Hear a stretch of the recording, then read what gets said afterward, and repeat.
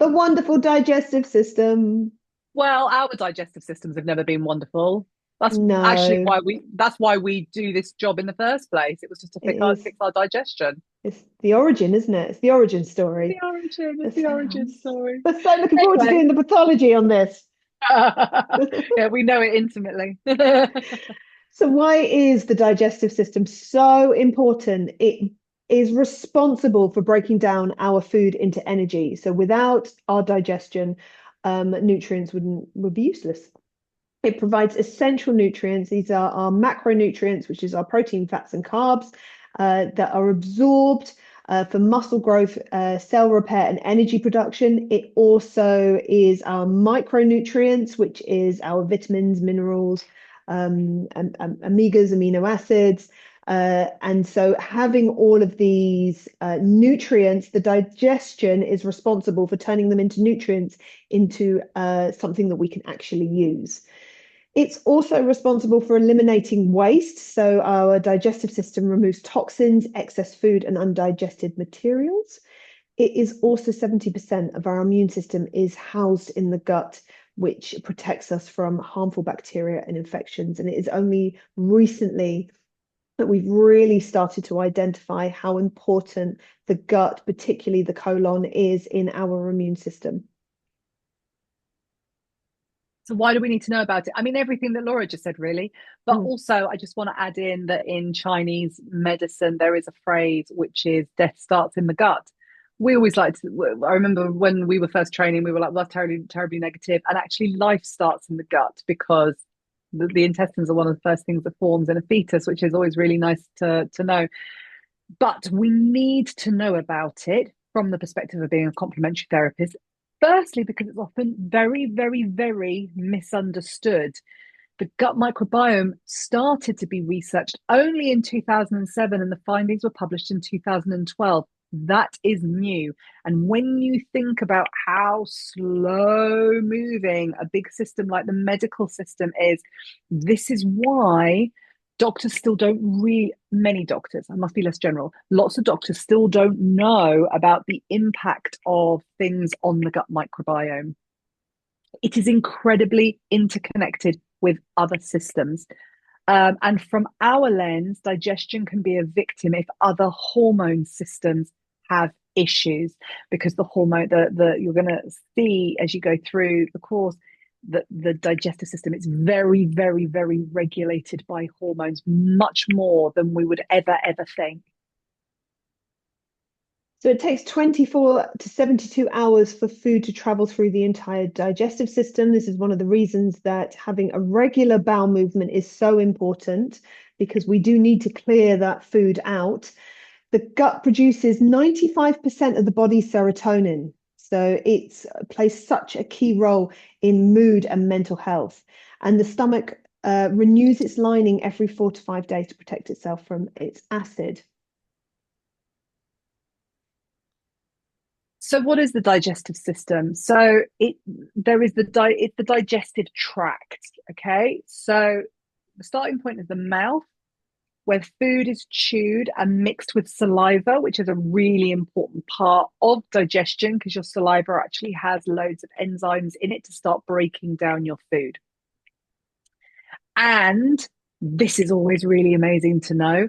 As we're chewing the food, one of the reasons that we have got a tongue with taste buds, other than because it adds to pleasure with eating. And the things that you'll notice, the things that keep us alive are often the bits that there is pleasure associated with. So we have that connection. But also, the reason that we have taste buds that differentiate between flavors is so our body gets a sensation of, oh, okay, this is sweet. Ah, sugar is coming into the system. So I'm going to have to create hormones on the back of that. So this is one of those interconnectedness pieces. Then we have the esophagus, or the food pipe, or the windpipe, that transports food from the mouth to the stomach. And our stomach is actually up here underneath. you can't see it on my video, but it's actually underneath your rib cage. People think of the stomach as lower down in the belly. It's not. It's actually up underneath the rib cage. And the stomach is our processing center where we have acid and enzymes that are breaking down food. I always like to see it a bit like a cauldron of bubbling acid. So the food goes in and everything starts to break down. Once it's all broken down, it passes into the small intestine, and the small intestine is where we absorb, it's the absorption hub for our nutrients. So the food is broken down into something called chyme, and then as the chyme passes through into the small intestine, all those nutrients literally get absorbed into the bloodstream. The food part then goes into, or what was food, and that is now nutrientless mush, then goes into the large intestine, which is the final processing area where water is absorbed, which is why we need to drink loads of water, and our waste is finally formed. And then it's smushed and smushed and smushed into poo, and which comes out of our rectum and anus.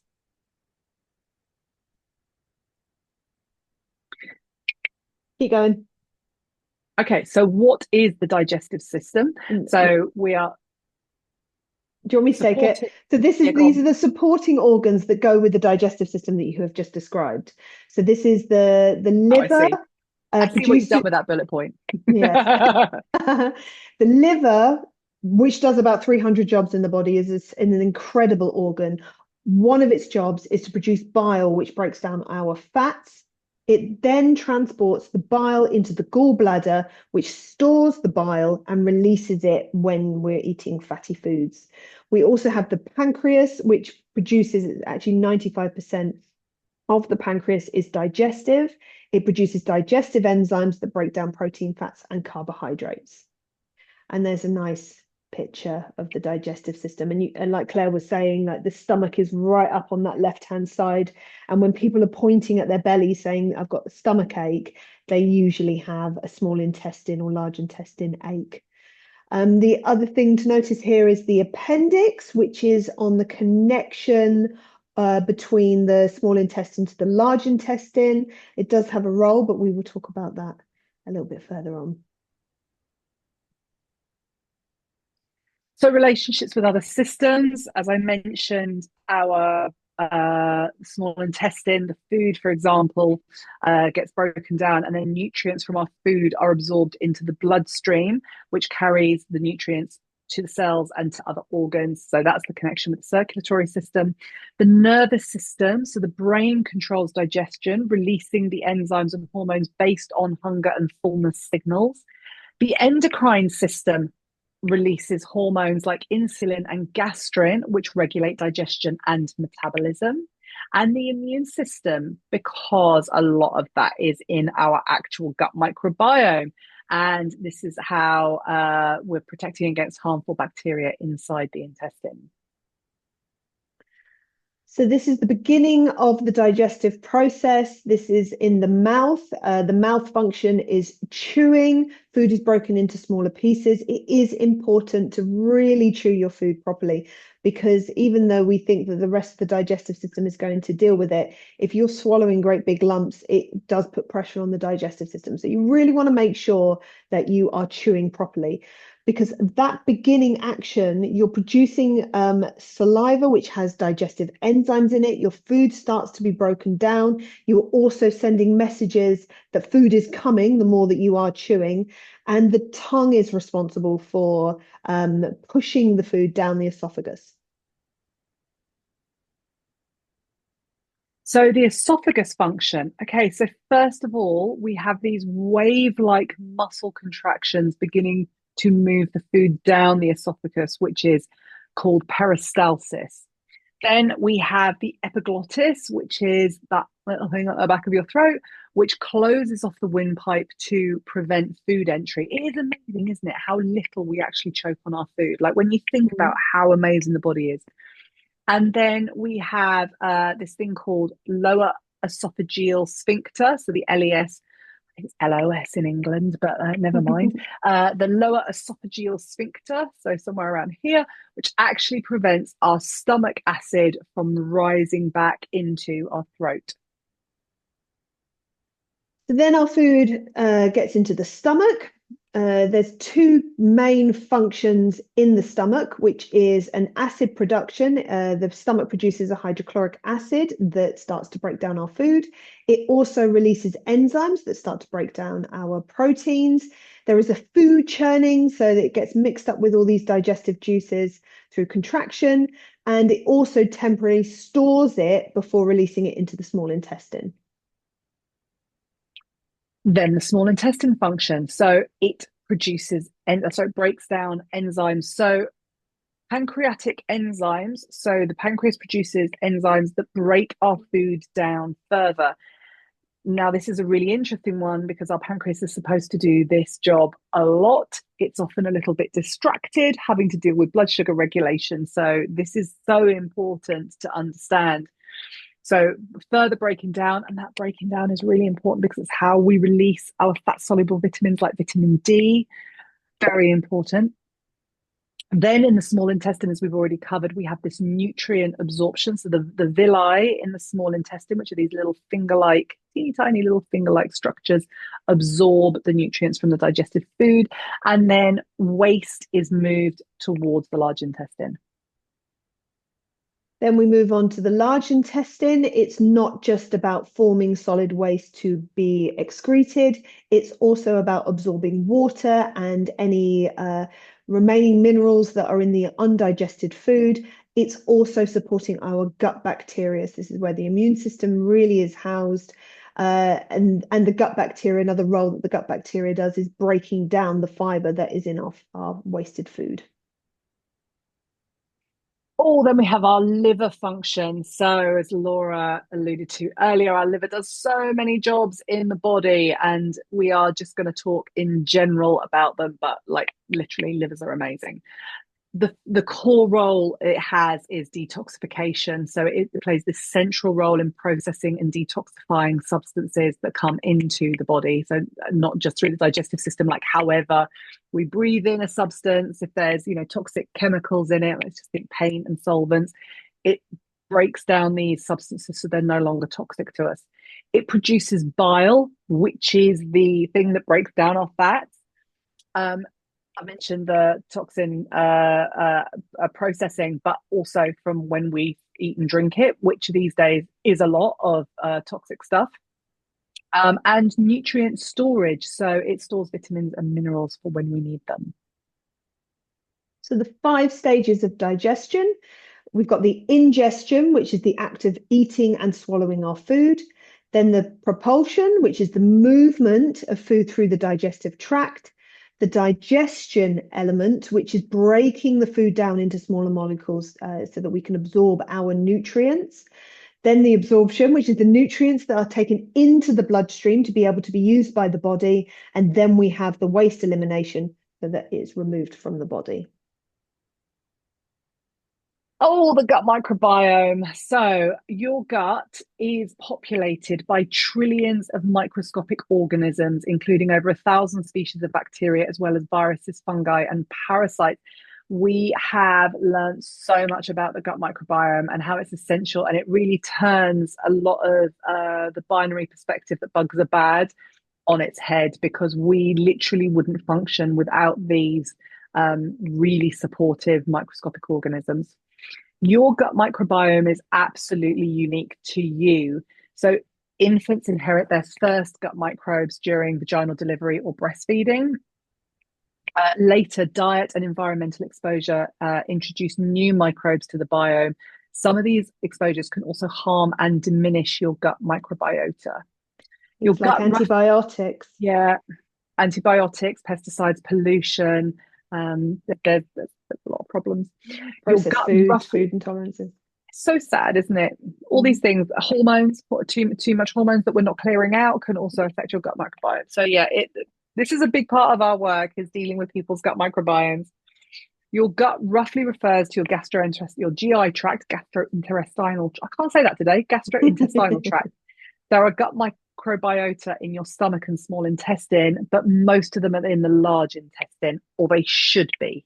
I think it was often considered in the past that the colon was just a bin, But now we're starting to really understand, if I go on to the next slide, that gut bacteria, particularly the majority of it being in the colon, it's our largest immune system organ, containing up to 70% of the body's immune cells. It's also gut bacteria helps break down carbohydrates. It provides the enzymes necessary to synthesize vitamins such as B1, B9, B12, and vitamin K. The gut bacteria detoxifies hormones such as estrogen, which we're super interested in. It also metabolizes bile in the intestines and then recycles it so that we can have bile for future food. It produces and stimulates the production of neurotransmitters like serotonin. So there's the connection, the gut-brain connection.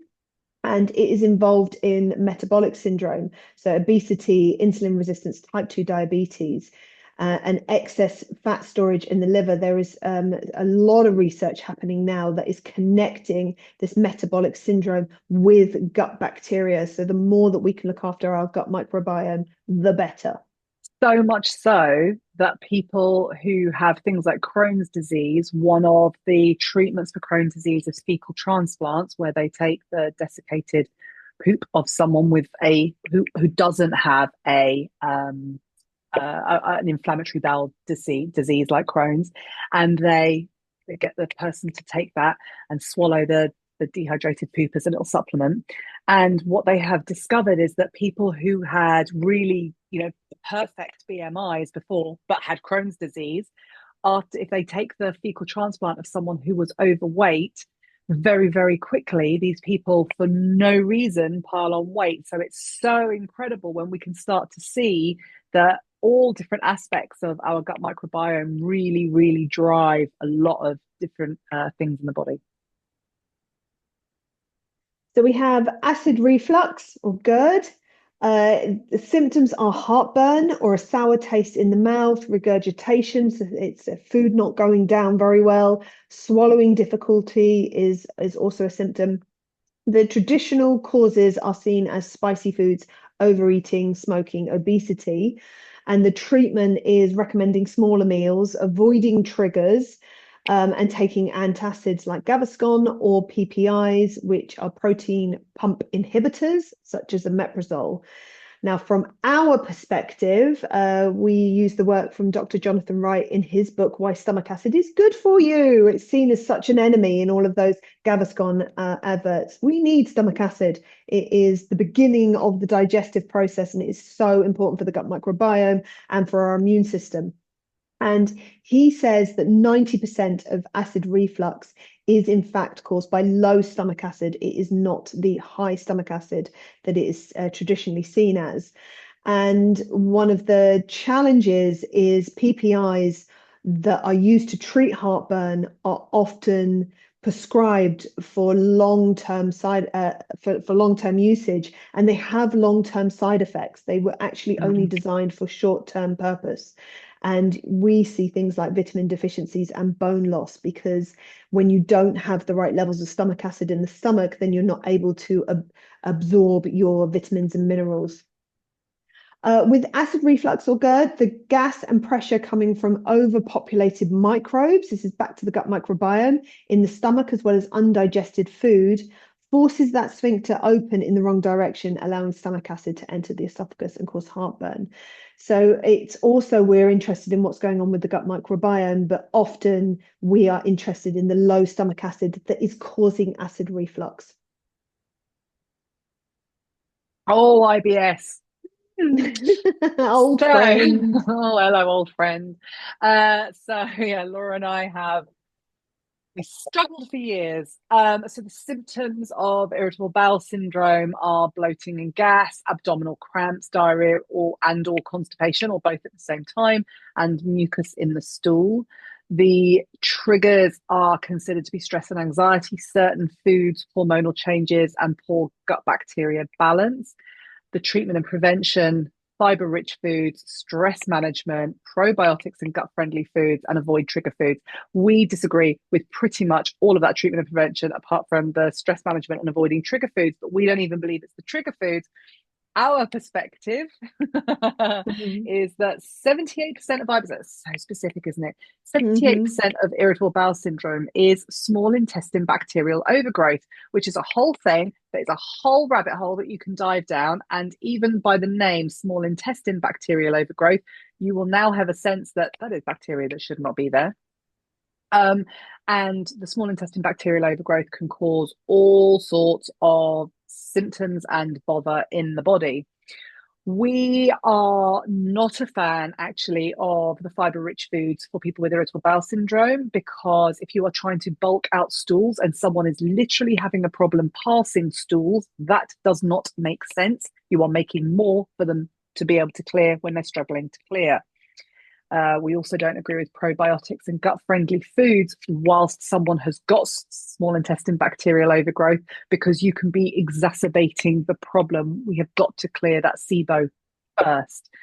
We do agree with stress management and the trigger foods. We tend to look more at food intolerances as a whole topic, because in IBS land, medically, the general diet that is recommended for irritable bowel syndrome is the low FODMAP diet. However, the low FODMAP diet, even they know that scientifically it only actually works for about 20% of people, and it's not a long-term sustainable diet because it's really hard to adhere to, because it's a bit random. You can eat broccoli but not asparagus. It's really strange. It's all to do with how much sugar is in that food.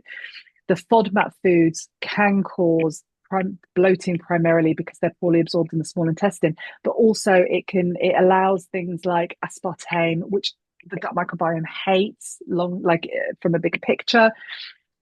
So FODMAP foods are not the way forward. We prefer to look at really gut friendly food strategies, removing food intolerances. And our perspective is that hormonal changes and stress can lead to poor digestion and IBS. So we have to be addressing those hormonal changes. Lactose intolerance. So the symptoms are bloating, gas, stomach cramps, diarrhea, and nausea. This is a food intolerance or a food allergy. The causes, genetics. Well, actually, we would agree with that. Approximately 65% of the human population has a reduced ability to digest lactose after infancy. We're not meant to be having lactose foods. And it does get worse as we age, but our digestive function often becomes more compromised as we age. And gut damage. So one of the challenges is if you are putting in a food intolerance, you are going to be causing more gut damage, and lactose can be a food intolerance. So the treatment and prevention is to avoid dairy. You can also take supplements that contain lactase, which is the enzyme that breaks down lactose, but that's kind of a get out of jail free card. We would not recommend that you continue to put foods that you are intolerant to or allergic to into your body. Yeah, yeah, The, yeah. di the digestion doesn't like it. So celiac disease. So this is the people who are actually properly unable to digest gluten. Um, and the symptoms are chronic diarrhea or constipation, fatigue and weakness, unexplained weight loss, and bloating and stomach pain. So for years, people can really struggle to even get a diagnosis because it can look a little bit like IBS. The causes are genetics. We would definitely argue that, because it's really starting to veer into it's an autoimmune disease, and so we are more interested in some other things. But genetics and gluten consumption, again, yes, we are not big fans of gluten consumption, but there's a reason some things like playing out in the gut. So the treatment medically is gluten-free diet, check food labels, and to supplement. However, our perspective is a little different. And what we have seen, and there is research that shows, is commonly celiacs who get their celiacs under control by eating a gluten-free diet, checking food labels, and taking supplements, haven't actually dealt with the root cause of why they have developed an autoimmune condition in the first place. And they often then develop other autoimmune conditions. So just dealing with the symptoms and treating those isn't really the answer. Our perspective is around, we also have to look at the pesticides on grain crop, including glyphosate, or it's also called Monsanto Roundup. horrifically damages the gut lining, and looking at the heavy consumption of grains, but also underneath that, what is going on with the inflammation in the body that led to celiac disease in the first place. Yes, the diet, but we have to also look at those other hormonal imbalances that lead to autoimmune conditions. Oh, gallstones. Gallstones, That's interesting, isn't gallstones. it? Yeah, symptoms, sharp pain on the right-hand side around the gallbladder area, nausea and vomiting and pain after eating on that right-hand side. The causes, the traditional causes, are seen as a high-fat diet, being obese and hormonal changes, and the treatment and prevention is a better diet. But the recommendations tend to be that you go towards more of a grain-based diet and move away from fat. Hydration and surgery, from our perspective, we see the connection between food intolerances that inflame the gallbladder, and it's demonizing fats. What we're interested in is which fats are we talking about, and it is cutting back, or cutting out, should I say, the poor quality fats, including seed oils and trans fats, is much better. But our body does need fats. Our hormones are made out of fats. Our brain is made out of fats. We do need fats. And also hormonal changes. So estrogen stimulates the liver to produce more cholesterol in bile. So when we're going through something like menopause, we often see middle-aged women who are suffering more with gallstones because of this estrogen connection with gallstones and bile.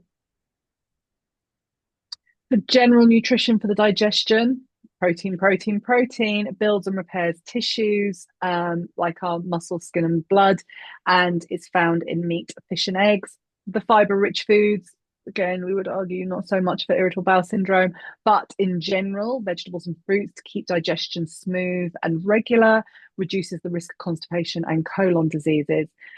For people, by the time that if they've got no symptoms, absolutely probiotic foods like yogurt, sauerkraut, kimchi, kefir, blimmin' lovely. They contain live bacteria that restore gut balance, help with bloating, gas, and digestion issues. Things like garlic, bananas, onions, and asparagus are prebiotics, so they create the right environment for the probiotics to do their job. They feed the good bacteria in your gut and improve nutrient absorption. So this is really often a test, actually, if people are sort of come in and say, "Oh, I can't eat fermented foods and sauerkraut or kefir, I just end up really bloated." We tend to go, "There's an issue going on in the digestion. Let's fix that first." Healthy fats, meat fats, olive oil, avocados, and fatty fish, which reduce gut inflammation and improve nutrient absorption. And water, water, water, which breaks down your food so nutrients can be absorbed. It softens stool, preventing constipation, and flushes out toxins from the intestines. Foods that damage the gut: processed foods and refined carbohydrates. They contain artificial chemicals that the gut microbiome doesn't like. They are low in fiber, leading to more constipation. The seed oils can be pro-inflammatory, sort of irritating the gut lining. They contain food intolerances, which disrupts the gut microbiome, leading to intestinal permeability. It's also such a non-food. You're not getting any nutrition from it. And the whole purpose of the digestive system is to take nutrients out of our food so that we can function. If you're eating foods that have no nutrients in, then the digestive system isn't able to do its job. This is also sugary drinks and artificial sweeteners, this real connection between the endocrine system with the pancreas, dealing with the blood sugars, and then you've got the digestive system that's having to process it. So you've got two stresses that are happening on the body. Artificial sugar is feeding bad bacteria, leading to bloating. It increases the risk of gut disorders like IBS. And then we've got fried and fatty foods, processed meats. They take longer to digest, they cause stomach discomfort, they upset the gallbladder, they can increase the risk of acid reflux and bloating. So I mentioned earlier that we look at food intolerances as a whole thing. This is the food intolerance hierarchy, the food sensitivity hierarchy that Laura and I pulled together from doing a huge amount of research on trigger foods, as seen through lots and lots of different experts' lens. And a lot of this came out of things like the autoimmune protocol world. We looked at low FODMAPs. We looked at things like the plant paradox work. This comes from loads of different places, but fundamentally where everyone kind of agrees is that what we call the gateway allergens, which are wheat and milk. And the reason these are considered so bad is because when we're eating those regularly, these are what we wean our children on, wheat and milk. And so it's almost like we can have all of these symptoms and all of these food intolerances. And people say, oh, if I've got really bad tummy, I'm all right if I have, just a bit of toast or a glass of milk. It's almost like our body has learned that this is food and I can't show an issue with this, but we're eating it so regularly that it's actually causing this underlying huge destabilization to our immune system. And when we give up wheat and milk, our immune system can completely sort itself out. Like all this, like house of cards falls down. Our intestinal permeability can start to change because it can be this constant assault. And what we actually then find is if we were to eat a piece of toast, we do actually end up with really bad gut pain. Like we can tell that our body didn't like it. But if people have given up wheat and milk and then still have a problem with symptoms, we move on to looking at the other grains like rye and spelt and oats to see if they are also causing a problem. We address other aspects of dairy, so we look at cheeses, etc. And then we move on to look at the nightshade family. So this is your peppers, your tomatoes, your potatoes, your aubergines, things like chilies. How much of that is in someone's diet? Because we've got a whole talk on nightshades, but they can actually be very, very common sensitizers. And then if people have eliminated bits of those and they're still finding issues, then we would move on to looking at eggs because egg whites can be a common sensitizer. And we move on to then looking at things like beans, legumes, nuts, and seeds. And finally, the alliums, which would be our leeks, onions, and garlic. So all of these things can be very destabilizing for the gut microbiome. And it's often surprising because these are often dressed up as the healthy foods that we need to get more of. There is a big connection between stress and the gut. The gut and the brain are directly connected via the gut-brain axis. Stress and anxiety can cause digestive problems. We have two sides of the nervous system, which you're going to learn in this course, which is the sympathetic nervous system, which is dealing with stress, and the parasympathetic nervous system, which is our relaxation and our digestion. What happens is if we very much live in this sympathetic nervous system space, then our parasympathetic nervous system and our digestive function doesn't come online. And we can see things like IBS, acid reflux, stomach pain, and the gut microbiome is affected. So exercise and digestive health. Exercise is really important for digestive health. The right exercise, I was going to say it like that. It stimulates intestinal contractions, preventing constipation. Some people really notice they have lovely bowel movements after they do an hour's cycle, for example, or, just do a bit of movement. It reduces bloating and gas by improving gut function and lowers stress hormones, which provides gut balance. It depends on the kind of exercise that you're doing. So if you're doing an Exactly. exercise that is stressing the body, then it's going to have the opposite effect. So it needs to be an exercise at the right time of day that is not providing a lot of stress for the body and the digestive system. Absolutely. This is Oh, another piece of our unique work. This is us pulling lots of different strands together, and this is really how interconnected the endocrine system and the digestive system is. And this is the bowel hormone storm. And so we start at the beginning with blood sugar instability. This is often when someone is eating, say, a high carbohydrate diet or a high processed food diet, and they are producing a lot of blood sugar hormones such as insulin, leptin, cholecystokinin, and also producing a lot of motilin. So we have this blood sugar instability that we know from the blood sugar roller coaster that when we're producing high insulin, we are also required to produce adrenaline and cortisol. And we have a digestive piece of the body that is called the ileocecal valve, which is in between your belly button and your right hip bone. This is a doorway between the large intestine and the small intestine. It's where your appendix sits. The appendix job is to squirt some digestive enzymes, more digestive enzymes into the digestive tract. It's also squirting a little bit of a lube liquid, Amylase.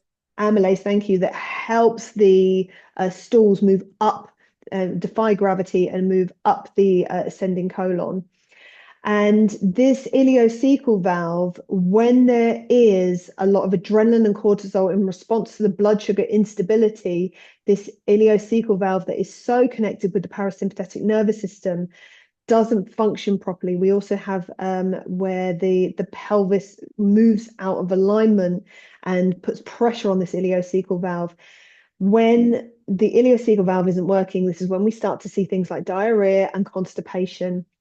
Also, high levels of adrenaline and cortisol reduce our enzyme and acid production, so we're not able to break down our food as well. When we're not breaking our food down as well, and we've got high stress and high blood sugars, we produce less progesterone as women, less testosterone as men, and we produce more estrogen in response to the insulin. When there is an imbalance in hormones and an imbalance in the gut microbiome, we are getting an increase in serotonin, and serotonin is connected to our pain receptors. So that this is where we really get this IBS gripey feeling.